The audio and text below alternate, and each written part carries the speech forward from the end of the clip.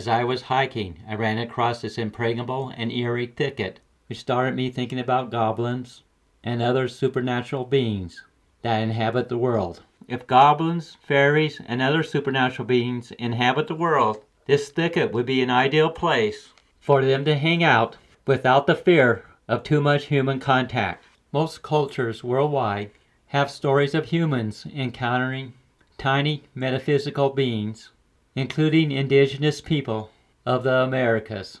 In the western U.S., many tribes living on the plains, such as the Shoshone, Arapaho, Sioux, and Crow, have stories about interacting with these otherworldly little people of the Americas. The Shoshone and Crow call these goblins people eaters. The legend of the little people, man-eaters, have much in common with leprechaun lore. Like the leprechauns of Ireland, these New World goblins of Native American legends are around 2 feet tall, with short necks, and have pot bellies. Both leprechauns and the little people eaters call caves, rock shelters, and hollow logs home. Also, leprechauns and Native American imps of lore are pranksters, punkish, and can be dangerous. Here is one difference between leprechauns and people eaters. If leprechauns are cornered and captured, they will become docile and give up their treasure for freedom. In contrast to leprechauns, people eaters will attack and put up a ferocious fight.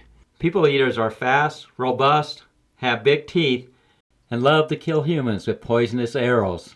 The Pedro Mountains of central Wyoming and the Pryor Mountains along the Wyoming-Montana border are 2 hotspots for paranormal activity by these Native American imps.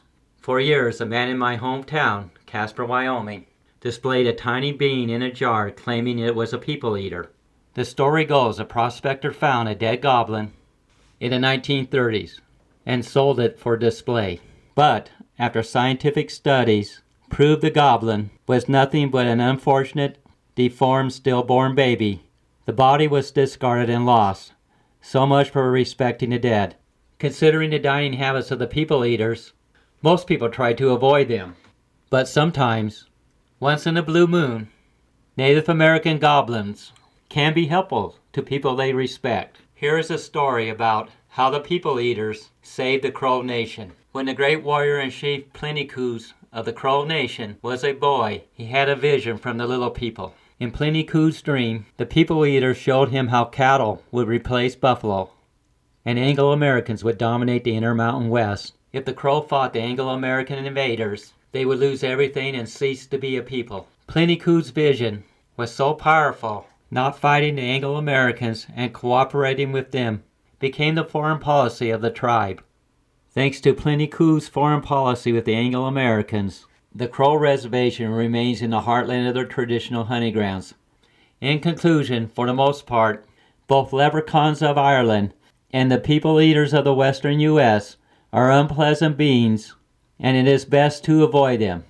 One plus for leprechauns: there are no stories of them hunting people to eat. But on the other hand, the people eaters find having humans for lunch delightful. Thanks for watching. Please hit the like button. Please subscribe. Until next time, bye for now.